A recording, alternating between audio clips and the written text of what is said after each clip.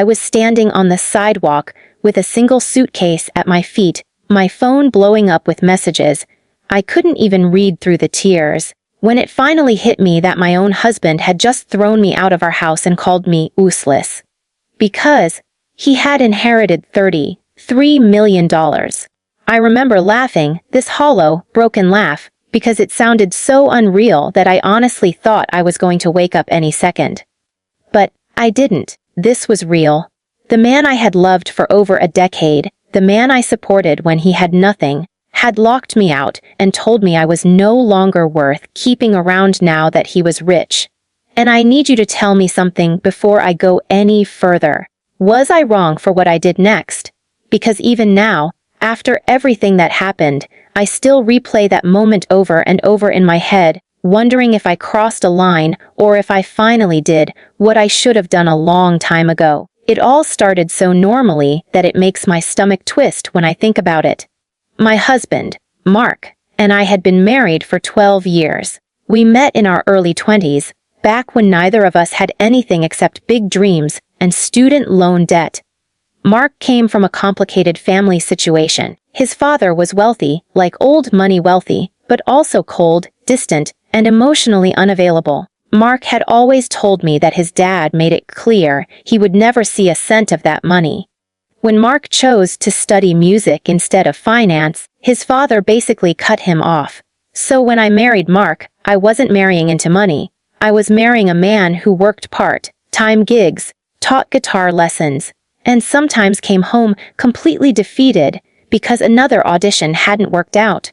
And I loved him for who he was, not what he had. In the early years of our marriage, I was the stable one. I worked full-time in marketing, climbing the ladder slowly but steadily. My paycheck paid most of our bills. I handled the budgeting, the groceries, the rent, the insurance, the boring adult stuff. Mark contributed when he could, and I never made him feel bad about it. At least, I don't think I did. I believed in him. I believed that one day he'd catch his break, and until then, we were a team. When he wanted to quit a job because it was killing his creativity, I supported him. When he wanted to spend money on new equipment we couldn't really afford, I rearranged the budget to make it work. I told myself that this is what marriage is. You lift each other up. You don't keep score. Things changed slowly, almost invisibly at first. About 2 years ago, Mark's father got sick. Really sick. Suddenly, there were phone calls. Long ones. Awkward ones. Mark started flying out to visit him, and when he came back, he was quieter, more distant. I tried to ask questions, but he'd brush me off, saying it was complicated, that his dad was still the same controlling jerk he'd always been. I didn't push too hard because I thought I was respecting his boundaries. Looking back, I wonder if that was my first mistake. Then one morning, Mark came into the kitchen with this strange look on his face. Pale, shaky, he sat down across from me and said, "My dad died last night." I remember reaching for his hand, feeling my own chest tighten. Even though I had never been close to the man, death is still death. I told him I was sorry, that I was there for him, that we'd get through it together. That's when he said the words that changed everything. He left me everything. At first, I thought he meant sentimental things. The house, some heirlooms. But then he showed me the paperwork. $33 million. Investments, properties, accounts. I actually laughed, thinking he was joking. When I realized he wasn't, I felt dizzy. My first thought wasn't about luxury or quitting my job or buying fancy things. It was relief. Pure, overwhelming relief. We wouldn't have to stress anymore. We could pay off debts. We could finally breathe. I hugged him and said, "This changes everything for us." I meant us. For a few weeks, things felt strange, but exciting. Mark was suddenly on the phone all the time with lawyers, financial advisors, accountants. He started dressing differently, better, sharper. He talked about managing his wealth and legacy. I tried to stay supportive, but I felt like I was watching him from the outside. He didn't ask for my input. When I suggested we sit down together and plan things as a couple, he'd say, "I've got it handled." It stung, but I told myself he was just overwhelmed. Then the comments started, little ones at first. He'd joke about how he was the rich one now. He'd tease me about my job, asking why I was still working when he could take care of everything. One night, after I came home exhausted from a long day, he looked at me and said, "You know, you don't really contribute much anymore." I remember freezing, trying to figure out if he was serious. I reminded him that I still paid half the bills, that I managed the household, that I had supported him for years. He shrugged and said, "That was before. Things are different now." Different. That word echoed in my head for days. The real fight happened about 3 months after the inheritance came through. Mark had officially received the money. It was real, sitting in accounts with more zeros than I could comprehend. I came home one evening to find him in the living room with 2 men in expensive suits. They barely acknowledged me. When they left, I asked who they were. Mark said they were helping him restructure assets, and that he was thinking about selling the house. I was shocked. "I thought we loved our house," he said, casually. "It's not really ours. It's in my name now. I can do better." That's when I snapped a little. I told him he was acting like a stranger. I told him I felt pushed aside, like I didn't matter anymore. He looked at me with this cold expression I had never seen before and said, "What exactly do you do, though?" "I mean, really. You go to a job you hate, you come home tired, and that's it. I don't need that energy in my life now." I felt my face burn. I asked him what he meant. That's when he said it. "You're kind of useless now." I don't even remember everything I said after that. I know I cried. I know I yelled. I told him how much I had sacrificed, how many nights I stayed up worrying about money while he chased dreams. He listened with his arms crossed, completely unmoved. Then he dropped the bomb. He said he wanted me out of the house, not a separation, not a discussion, out. He said he needed space, and that he'd have his lawyer handle the details. I laughed again, because it felt insane. I told him he couldn't just kick me out of my own home. He walked to the door, opened it, and said, "Pack a bag. You're done here." I wish I could tell you I stood up for myself in that moment. I wish I could say I stayed and fought. But I was in shock. My body was shaking. I packed a suitcase like I was on autopilot. When I tried to grab some documents from the drawer, he told me to leave them. When I asked where I was supposed to go, he shrugged. As I walked out, he locked the door behind me. Just like that. 12 years reduced to a click of a lock. I spent that night at my best friend Lisa's place, barely sleeping. My phone was full of missed calls from Mark at first, then nothing, no apology, no explanation, just silence. The next morning, I woke up with this heavy, suffocating feeling in my chest. I wasn't just heartbroken, I was angry, furious. I replayed every comment, every look, every moment where he had dismissed me. And then something clicked. I realized something that made my hands stop shaking. I had been so focused on supporting him emotionally that I hadn't thought about protecting myself legally.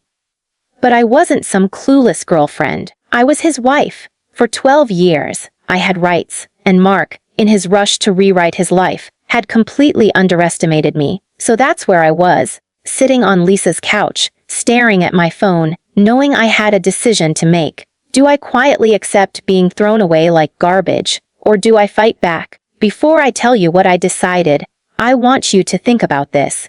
If your spouse suddenly became rich and treated you like you were nothing, after years of sacrifice and loyalty, what would you do? Would you walk away with your dignity, or would you stand up and demand what you deserve? Because that choice, the one I made in the next 24 hours, changed everything. I didn't call Mark. I didn't text him. Instead, I called a lawyer. Actually, I called 3 before I found one who would see me immediately. Her name was Diane, and she listened without interrupting as I poured everything out, from the inheritance to the lock on the door. When I finished, she leaned back in her chair and said something I will never forget. She said, "He made a very big mistake." That sentence alone felt like oxygen. Diane explained things to me slowly, carefully. Marital property, spousal rights, the fact that inheritance can be complicated, but marriage complicates it even more. She asked about our finances, about how long we'd been married, about my contributions. For the first time since Mark called me useless, I felt seen, validated, not crazy. By the time I left her office, my sadness had hardened into resolve. I wasn't going to beg Mark for anything. I wasn't going to apologize for existing. I was going to let the law speak for me. But here's the thing. I didn't know how far this was going to go. I didn't know how ugly it would get, or how quickly everything would spiral. All I knew was that the man who thought he could erase me with his money was about to learn that I was not as powerless as he believed. And that's where I'm going to stop for now, because what happened next deserves its own space. The next day, less than 24 hours after Mark threw me out, my lawyer made a move that completely flipped the power dynamic and set off a chain reaction I never could have predicted. Trust me when I say this story is far from over. If you're on my side so far, if you think I had every right to fight back, stick with me. In the next part, I'll tell you exactly what my lawyer did, how Mark reacted when he realized I wasn't going to disappear quietly, and how $33 million turned out to be a lot less powerful than he thought.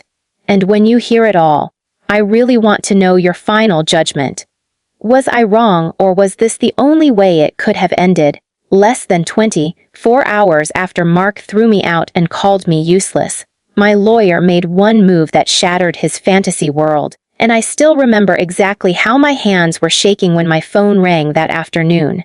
It was Diane. Her voice was calm, professional, almost comforting, and she said, "I've filed the emergency motion. He's been served." For a second, I didn't even understand what that meant. Then it hit me. Mark knew. He knew I wasn't going to disappear quietly, and suddenly, the fear I had been carrying since that night on the sidewalk shifted into something else. Power. Or at least the beginning of it. So tell me honestly, before I go any further, if you were humiliated, abandoned, and erased by the person you trusted most, would you have fought back the way I did, or would you have let it go just to keep the peace? After I left Diane's office the first time, I went back to Lisa's apartment and sat at her kitchen table with a cup of coffee I didn't drink. My brain was racing. Part of me still couldn't believe this was happening. Another part of me felt guilty for even calling a lawyer, like I was somehow betraying Mark by protecting myself. Isn't that messed up? Even after everything he did, I was still worried about his feelings. That's when Lisa looked at me and said, "He locked you out of your own house. Stop apologizing for surviving." I didn't realize how much I needed to hear that until I burst into tears all over again. Diane had explained the plan in simple terms. Mark couldn't just kick me out. That house, regardless of whose name was on the deed, was the marital home. By locking me out, he had crossed a serious legal line. So Diane filed an emergency motion, forcing him to grant me access and requesting temporary financial support. She also sent notice that we were pursuing a full accounting of assets, including the inheritance. Especially the inheritance. When she said that part, she looked me dead in the eye and said, "He thinks that money makes him untouchable." It doesn't. The first call from Mark came that evening. I didn't answer. Then another. Then another. My phone lit up with texts ranging from fake concern to pure rage. "Why are you doing this? You're overreacting. You're embarrassing me." That last one almost made me laugh. Embarrassing him, like he hadn't thrown his wife out like trash. Diane had warned me not to respond, so I didn't. But every message made one thing clear. He was scared. The next morning, Diane called again. "We have a court date set for the temporary orders hearing," she said. "He'll have to explain himself." I felt my stomach drop. The idea of seeing Mark again made me nauseous. I hadn't seen him since the night he locked the door. Part of me still expected him to come to his senses, to apologize, to say he didn't mean any of it. But another part of me knew that man was gone, or maybe he had never really been who I thought he was in the first place. When the day of the hearing came, I wore the most neutral outfit I owned. Nothing flashy, nothing weak, just me. Walking into that courtroom felt surreal. Mark was already there, sitting at the opposite table with his own lawyer, a very expensive one by the look of him. Mark didn't look at me at first. When he finally did, his expression wasn't remorse. It was irritation, like I was an inconvenience he hadn't planned for. The judge listened patiently as Diane laid everything out. The years of marriage, my financial contributions, the sudden inheritance, the lockout. Mark's lawyer tried to spin it, saying Mark was emotionally overwhelmed and needed space. The judge's response was short and brutal. Space does not include illegal eviction of a spouse. I felt a strange mix of validation and sadness. Validation because someone in authority saw the truth, sadness because it had come to this. The temporary orders were granted almost immediately. I was allowed back into the house. Mark was ordered to provide temporary spousal support. And most importantly, he was ordered not to touch or move any significant assets without disclosure. When the judge said that last part, Mark's jaw tightened. That was the moment I knew this was going to get ugly. When I returned to the house a few days later, I barely recognized it. Not because it looked different, but because it felt different. Cold. Empty. Mark wasn't there. He had apparently gone to stay somewhere else. I walked through rooms full of memories, my chest aching with every step. Our wedding photo was gone. My favorite mug was missing. It was like he had already started erasing me before I even left. As the weeks went on, the truth about Mark's transformation became impossible to ignore. He started posting online, expensive dinners, luxury cars, new friends, people who laughed a little too hard at his jokes. Meanwhile, I was meeting with Diane, going over documents, tracing money, uncovering things I never knew about. Accounts opened without my knowledge. Advisors he had hired behind my back. The more we uncovered, the clearer it became that Mark hadn't just changed overnight. He had been planning his exit. The inheritance just gave him the excuse. About 2 months into the process, Diane called me with a tone I hadn't heard before. Sharp. Focused. "I need you to come in," she said. When I got to her office, she laid out the evidence. Mark had attempted to move a significant portion of the inheritance into a trust, structured in a way that would limit my access. He did it after the marriage, after the inheritance, after he threw me out. In other words, he tried to hide money. Diane smiled, and it wasn't a nice smile. "Judges don't like that," she said. "This is where I want to pause and talk to you directly. Up until this point, I had a choice. I could have settled. I could have taken a smaller amount and walked away quietly. Mark's lawyer even floated that idea through Diane, implying I'd be better off not dragging this out. So put yourself in my shoes for a second. You've been humiliated, discarded, and then lied to. Do you take the easy exit, or do you push forward knowing it's going to hurt? Before I tell you what I did, I want you to decide what you would have done. I chose to push forward. The final hearing was nothing like the first one. This time, everything was on the table. The judge questioned Mark directly about the trust. Mark stumbled through his answers, clearly unprepared to be challenged like that. His lawyer tried to intervene, but the damage was done. The judge ordered a full forensic accounting. That's legal language for, "We're going to look at everything." The look on Mark's face when he realized he wasn't in control anymore is something I will never forget. The confidence was gone. The arrogance was gone. He looked small, and for a brief second, I felt sorry for him. Then I remembered the word he used, useless. Months passed. The process was exhausting, emotionally draining. But slowly, the truth came out. Diane proved that while the inheritance itself was technically separate property, the way Mark had used it wasn't. He had commingled funds, paid marital expenses, invested in joint accounts, promised future support based on that wealth. All of it mattered. When the final ruling came down, I was sitting in the courtroom with my hands folded so tightly my fingers hurt. The judge spoke carefully, methodically, and then he said the words that changed my life. Mark was ordered to pay a substantial settlement. Not pennies, not a token amount, enough to secure my future. On top of that, he was ordered to pay spousal support for several years. The inheritance hadn't made him immune. It had made him reckless. Afterward, Mark tried to talk to me in the hallway. He said I ruined him. He said I turned this into a war. I looked at him and said, quietly, "You did that the moment you locked the door." I walked away without another word. It's been a year since everything finalized. My life looks completely different now. I moved into a place that feels like mine. I took time off work, not because I was useless, but because I needed to heal. I go to therapy. I laugh again, and sometimes, late at night, I think about how close I came to believing him, to believing that I didn't matter. Mark still has his money, a lot of it. But from what I hear, he's not as happy as he thought he'd be. Funny how that works. Money can buy comfort, but it can't buy character. And it definitely can't erase the consequences of your actions. So here's my final thought.